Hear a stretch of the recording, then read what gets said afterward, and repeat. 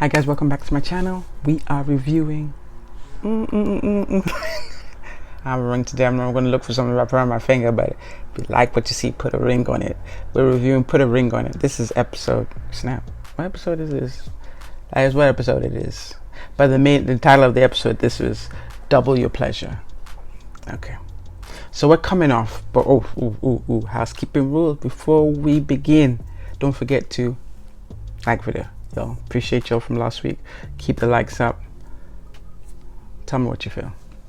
Like these people, like I said, some wrong with them. So we should be able definitely. There's a lot to talk about, a lot to learn, and of course, the whole point of this is looking at what they're doing and really asking ourselves that how we doing that ourselves. And then last of all, if you haven't subscribed, hit the subscribe button. All right, let's launch into it. So we're coming off last week. Shay had made in my opinion, made a fool of herself by doing too much.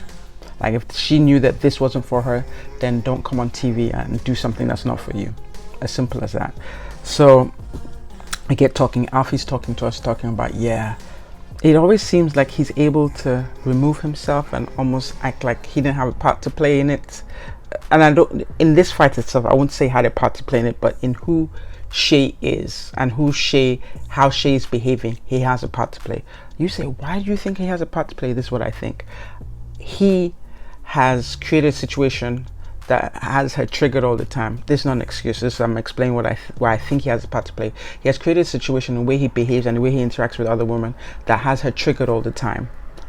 And she continues to do this, and he's okay. He signs off on it because he continues to do that and continues to almost enjoy when she's triggered. Because if it wasn't something he enjoyed, he either wouldn't be doing this or he wouldn't reward bad behavior. Not to say he doesn't have his own, but if it was something that he didn't like, he wouldn't create the situations that make her act that way, and he wouldn't reward her by almost, petting her when she explodes. His words today were, oh yeah, he knew that this wasn't going to work because Shay is a jealous woman. That's not a compliment. And like you say this smugly, like she's, you knew this was going to blow up because she's a jealous woman. Shay, like I hope you're watching this and asking yourself why you're doing this. Or maybe you're not. Maybe you feel this is cool. Like, yeah, you ready to beat somebody over a man. You want to beat somebody over a man. Is this why your mother raised you, to beat somebody over a man? Is this what you came to the world to do, to beat someone over a man?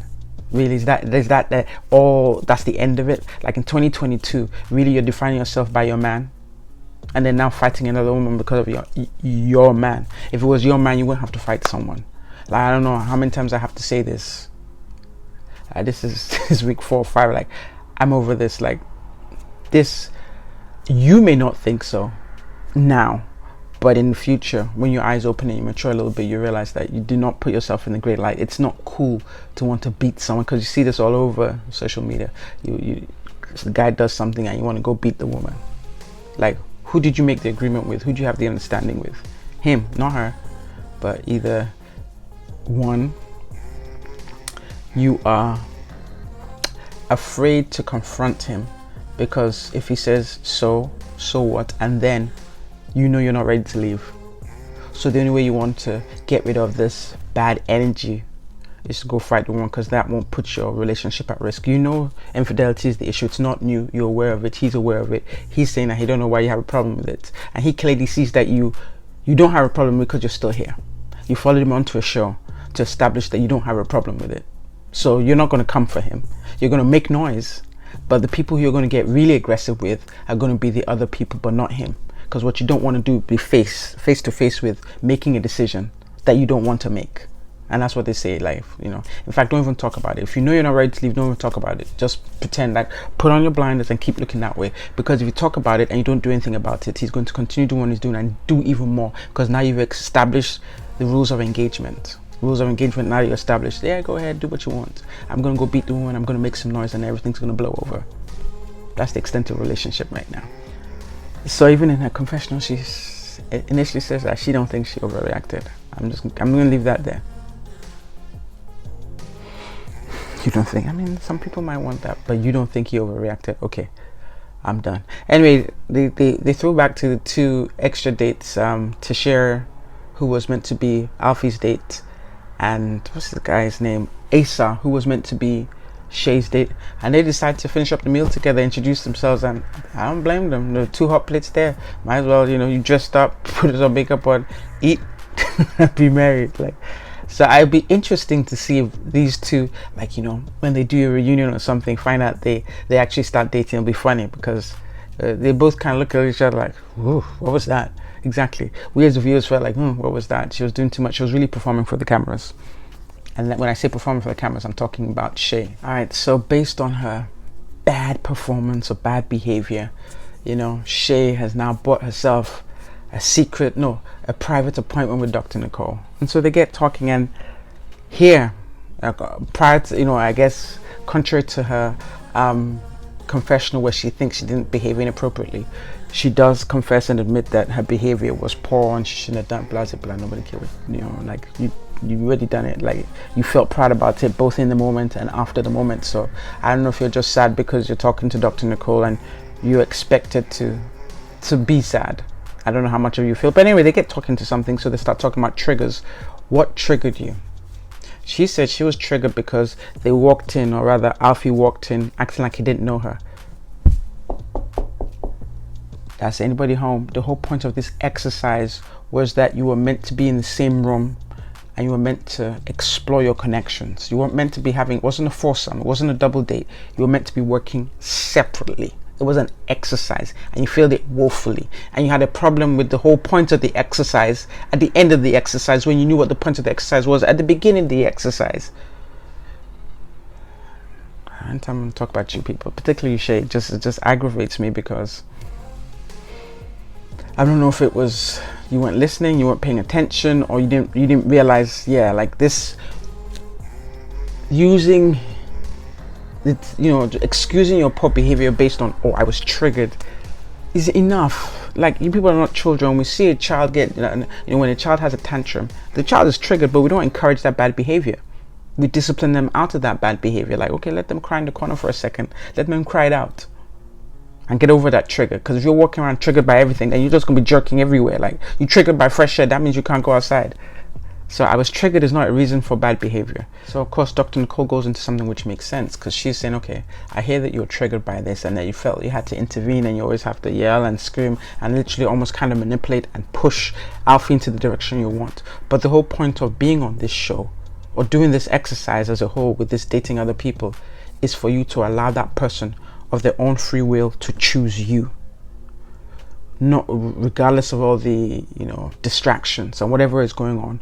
They sit down and with their own free will choose you, so they've chosen you, not that you manipulated or forced them to choosing you. That's the whole point of this.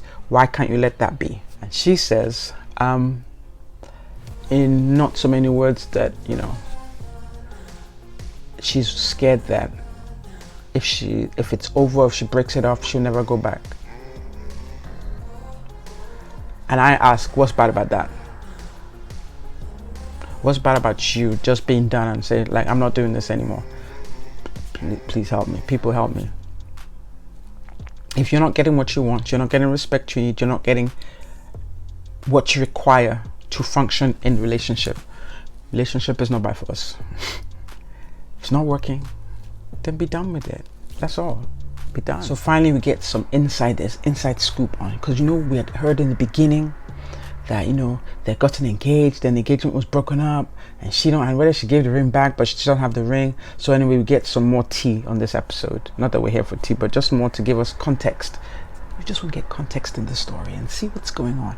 So she says apparently they had actually planned to get married. They're meant to go to the registry. They're meant to do this. Long and short of this, I don't know too many words, but I'm like, it didn't make a lot of sense. So there is either it was edited out, not to, or I was just like, but anyway, the point here is that they were meant to go to the registry, get married. Long and short of all this that transpired, it turns out they didn't do the paperwork end of it, but still decided to have the celebration. Either I'm not listening, which is not unusual, because I was just like, oh Lord, or something's missing. At first a little bit of both, because I did have my eyeballs still kind of like, and also something. But anyway, long and short of the point here is that they were meant to get married, paperwork's not done, they go ahead with the celebration. They go ahead with the celebration. She, on the day they were meant to be still going to the registry to do something, to announce themselves as a couple. That's the day that the misguided woman she spoke of, I think it was last week, who had posted on social media saying that this was love of her life. That one too is that one is the enemy of progress, because it wasn't by no mistake. It was definitely strategic that person posted on the day that the guy's meant to have some big commitment ceremony. Talk about this, the love of your life. Woman, I don't know why we're each other's enemy. Why are we each other's enemy? The guys aren't each other's enemy for us. Why are we doing it for them? Like, we need to have a meeting. Can we please have a meeting and discuss this in detail? Because the minute we figure this out, our problems are going to be cut in half. People playing, I'm not using the term people, men playing us against each other will not be able to do this if we have this meeting and not be each other's enemy. So anyway, this misguided young woman posted on the day he's meant to be having a commitment ceremony, and that in combination with her lack of a relationship with his mother caused her to bounce and say, I'm leaving. So she leaves for a period of some unknown period of time. I think she said it was 2 months or something.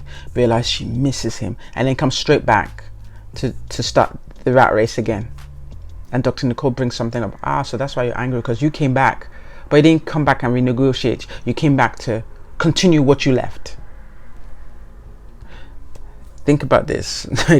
She on a job, she quits the job because they're not paying her enough and the conditions are poor, and she's doing too much work while the others are smoking, having smoke breaks. She leaves for about 2 months and decides to come back to beg for her job because she needs money to pay her rent. This is my analogy here. She needs money to pay her rent. But when she comes back, I guess she felt desperate, so didn't negotiate either a higher rate or better working conditions. She came back to the same thing that made her quit. If you came back to say you're going to quit again, is what it is. But you're going to be there and you're going to be angry and you're going to be resentful because you left for a certain reason. You came back and you're still dealing with what you left for. So you're going to be mad at customers, you're going to be mad at your co-workers, you're going to be mad at your boss, but you need to be mad at yourself because you came back to endure what you don't want. But for reasons best known to you, fear. I believe she came back out of fear. This is apparently, Uncle Alfie is a man of means. And there aren't that many out there apparently that are single and men of means, and she lives in Atlanta and there ain't that much out there, and she look about the devil I know is better than the one I don't know. Let me go back to the devil I know.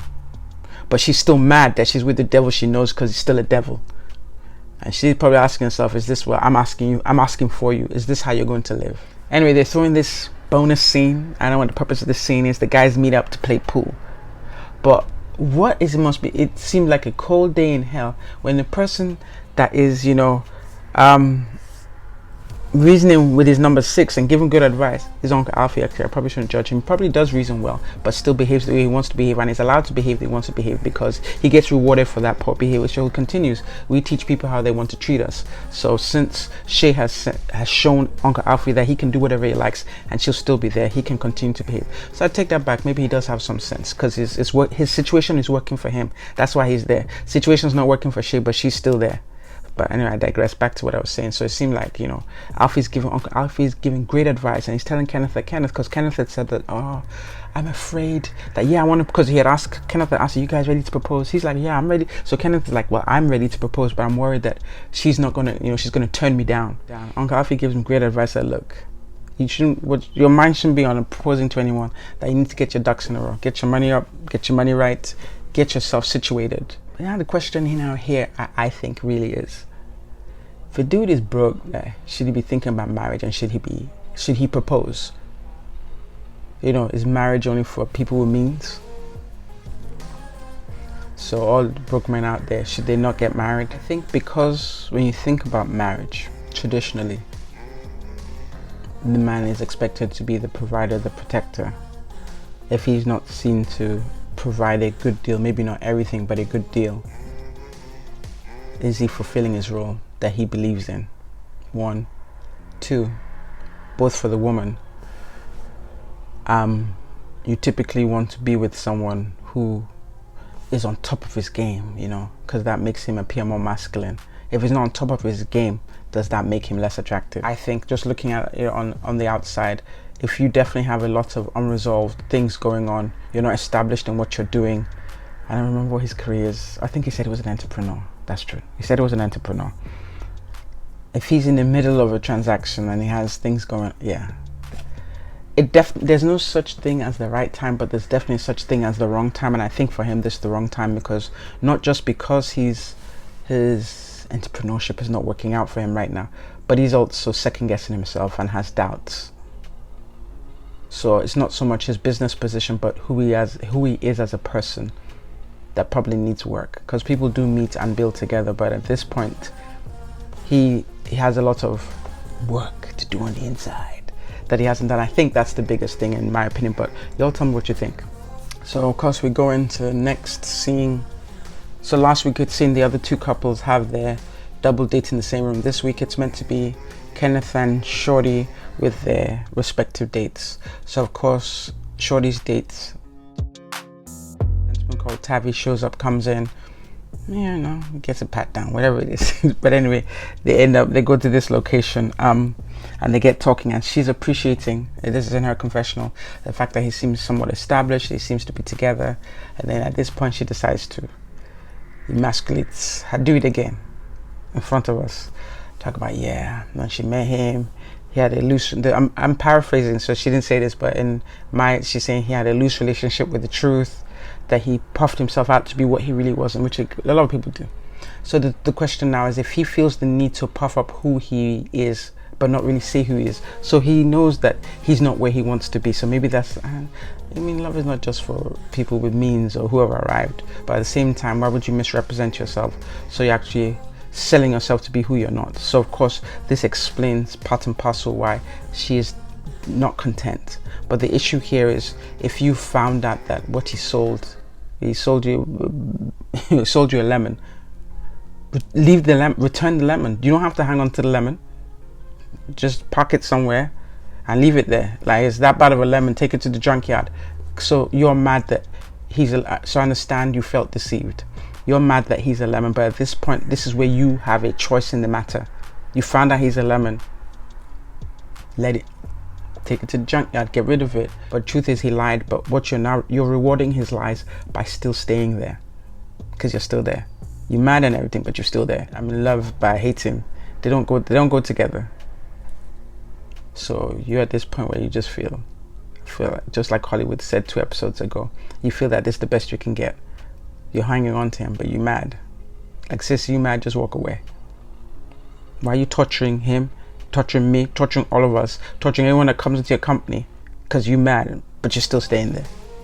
So yeah, he lied, but you rewarded him. So he's gonna do it with the next person. If he doesn't do the work, he's gonna do it with the next person, because it worked. You stuck there 3 years, even though you probably figured out the lie within months. I guess that brings up the question, are we vetting properly? Are we asking the right questions? Before you guys fall into a situation, like, have you done appropriate vetting? Because whoever you end up with really is more important than any job you could have. But more vetting goes into a job than goes into when you go into a relationship with someone. Vet them. Are they who they say they are? Now, I'm not saying that's always an easy process, but you should have a process in place by checking. I'm talking to myself right now. We need to have a process to verify, is this person who he says he is? Each time, is he who he says he is? Let's figure this out and not find out and be mad about it. So anyway, they're in there in this look like a little bistro, because the tables, they're like crouching down to eat like this. Table's is not at the right level, but that's okay. I'm not mad or anything. So of course, next Kenneth, gets his date. Somebody called Central. Yeah, nice lady. They come in, they start talking.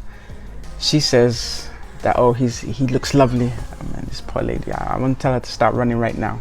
She was asking him that, someone who looks like you, why are you in this process? Sis, if someone looks like him is in this process, I think you should be running. There's something wrong with him. They get talking, and she starts, she discusses, does he have children? Apparently this guy has a daughter, a 7-year-old daughter, which he hasn't really brought up before. And then she's trying to, they talk about his relationship, why he's in the relationship he's in. And then she brings up this age-old story that men always talk about, like, okay, there's the party girl and the one you marry. And she's pushing for, like, okay, you should marry the party girl, and the party girl will be the one you want to marry, as opposed to marrying the one you want to marry but isn't the party girl. So what she's telling us, in essence, is that she's a party girl. She's here for a good time, but then she can also become the wife he wants.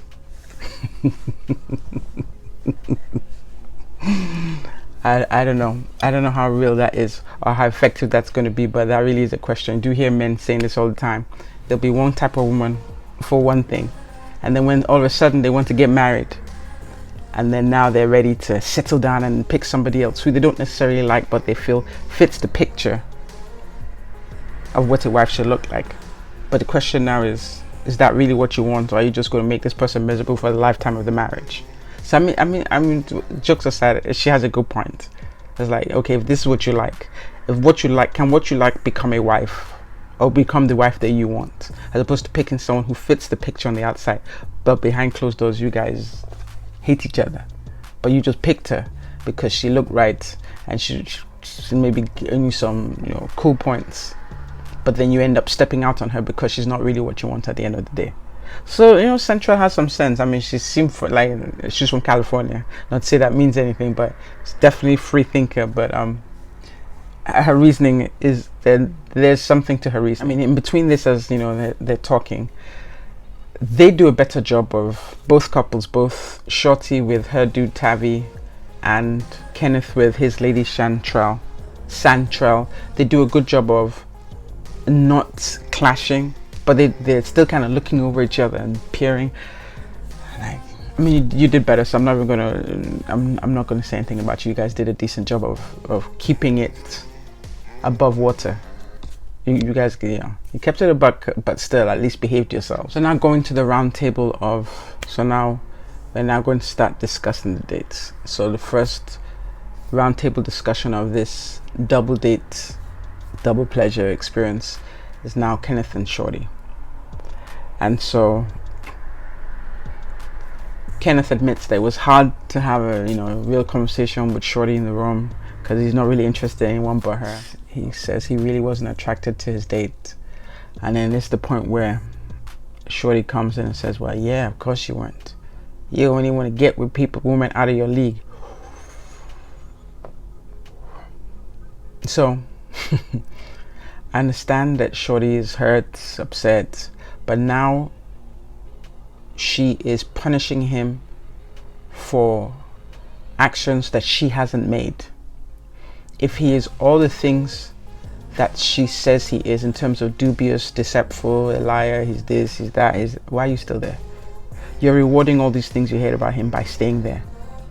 But now you stay there and murder him every day, the death of 1,000 pinpricks. So you won't go, but every day you're like there, and you're not using a knife, but using a needle. Every day you need and the murder she's creating is not one that we can see, but on the inside she's destroying him bit by bit. I mean, he's an idiot too for hanging around for it, but so they both have issues. Here. But he's bleeding, spiritually bleeding, not physically, but definitely spiritually bleeding. His soul has been destroyed, but he's still hanging out there. Talk about, yeah, I'm not attracted to anyone. This is the one I want. She says in a room of 7 people with cameras rolling that you like to pick women out of your league. I don't know what else there is to say. She says she's out of your league. That he likes to pick women who look great and have things going for them, whereas she didn't say he doesn't look great, but he doesn't have anything going for him. I think that answers your question right there. So I don't know.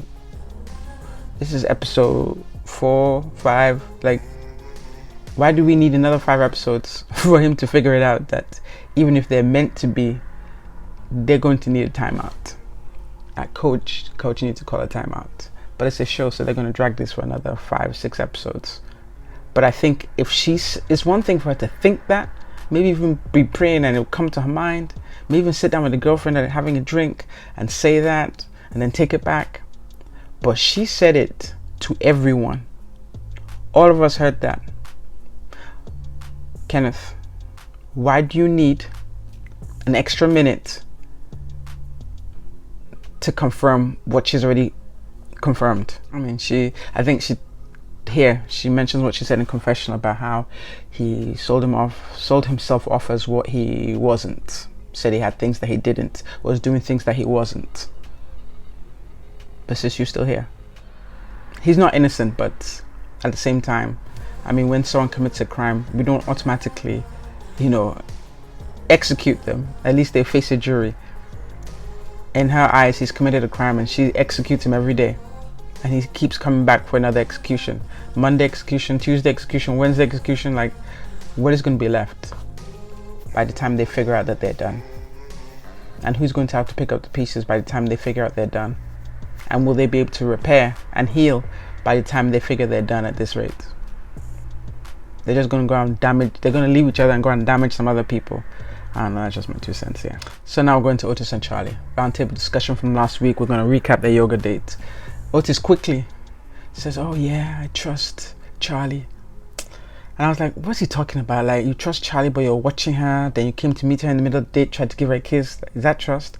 Or was he just trying to camouflage and move the direction of the conversation away from anything that would be like a landmine that would require some revelation and some depth and some thought and some emotion that he's not ready to give? But of course, Charlie know her guy, and she called BS on it. And she comes for him.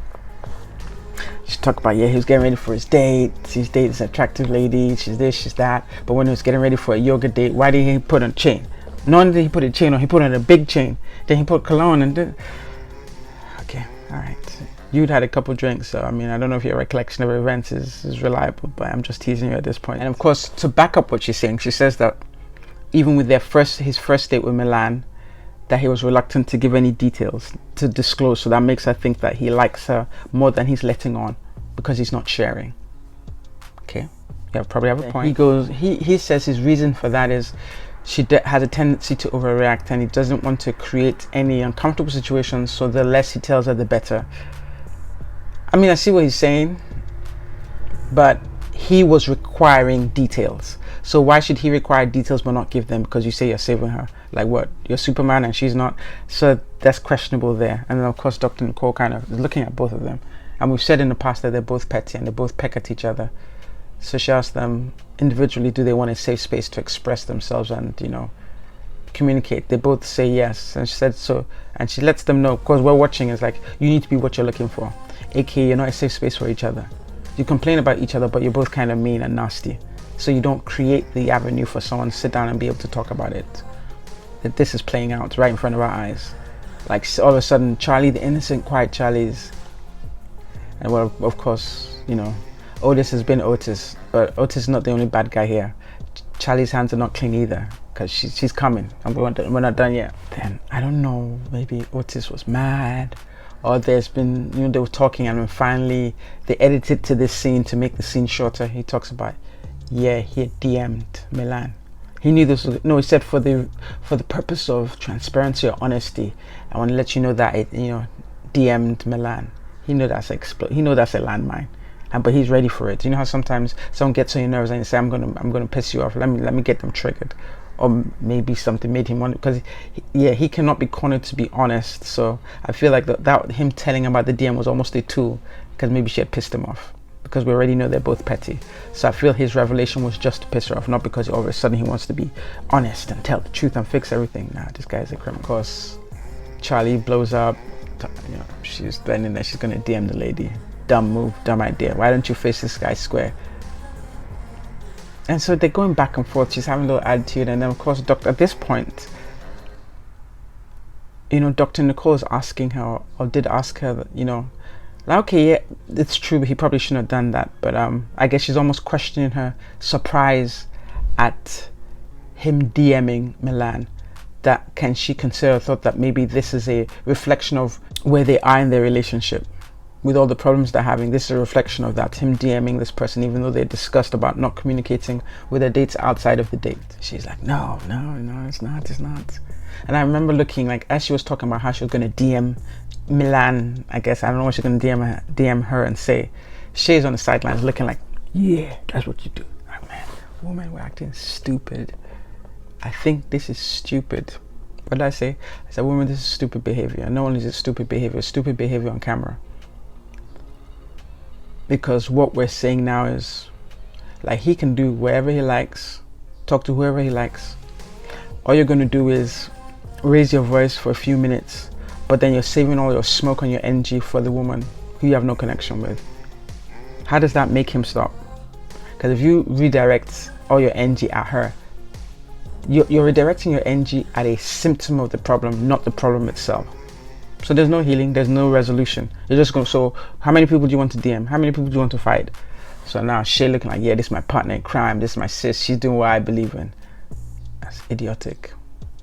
Like there's no other way I can put it, it's idiotic. But she does say something key here. Somebody's done. This is the straw that broke the camel's back. This is a non-negotiable, but let's see. Let's see if that's really what it is for her. Let's see. If she stays, then it's not, and he's going to do worse the next time. But if she leaves, then okay. Then it works. It makes sense. Her reaction makes sense. So Dr. Nicole asked him, what does he think about all what's occurring right now based on him DMing Milan? He's like, I don't know. And she's, I guess we realize that, when he gets faced with the consequence of reactions, he just tends to draw a blank, which means he doesn't, usually he'll go back and forth, then he just kind of disengages and watches, everything ensue, almost like an outsider observing what's going on. And she's like, what's the reason for that? Why does he do that? Is it because he's not interested? He seems interested because during the date, he went to her. Is he testing boundaries to reassure himself that, Charlie still likes him? Does he lack self-control? So he'll do something, doesn't want to do it, but feels overpowered to do it. Or what we've pointed out what I've hinted at since is that, or is he just trying to hurt her? Like, oh, you pissed me off, I'm going to hurt you. You did, yeah. It could be any of these, all of them, some of them, yeah. What you guys think? Let me know in the comments. Like, why do you think he does these certain things to get her, to trigger her to do things? Why is he doing them? Because some people feel like they almost can't get a reaction from someone unless they do something mean to them. And it seems in the midst of all of this, what's going on, like Charlie seems happy. Like, is she happy because finally she can hold something against him? Like these two, like not even these two, all of them have something going on. But it's like, one hand she seems like, and I don't mean like happy, but like something there, like she feel good about like this mess. Like now she can put him to the fire. I don't know. She talks about she wants to leave. They ask her. She tries to ask her to recap her date with I can't remember his name now. Is it Brent? Anyway, her guy who wants to, get into Congress. The nice guy is this. Then, of course, Dr. Nicole says, how did you feel about, being in that environment? She's like, oh, I wasn't paying any attention. Sis, that was a lie. We saw you paying attention. You kept peering over. You noticed him looking at... Anyway, they kind of cut it here because at this point, she's saying she wants to leave. She wants the key. She wants to leave. I'm curious to see, does she leave? This is a key moment. Like, you do this much smoke as opposed to sitting down to really break it down. If you've done this much like, you better out the door. Because if you don't out the door, then you've told him to continue doing this, that he's won. If you don't really leave, like leave, like you just blowing smoke, you've established a dynamic right now. Because you didn't choose to discuss it with him, you've chosen to like lose it. You better lose it all the way out of the show. For the love of God, Kenneth and Shorty should be separated right now. Separate them now, put them in different apartments. But that's just my opinion. I'm not the one running the show. But guys, it's the end of the episode. Appreciate you for watching. Don't forget to like, comment, and subscribe. See you all in the next episode. Lola, over and out.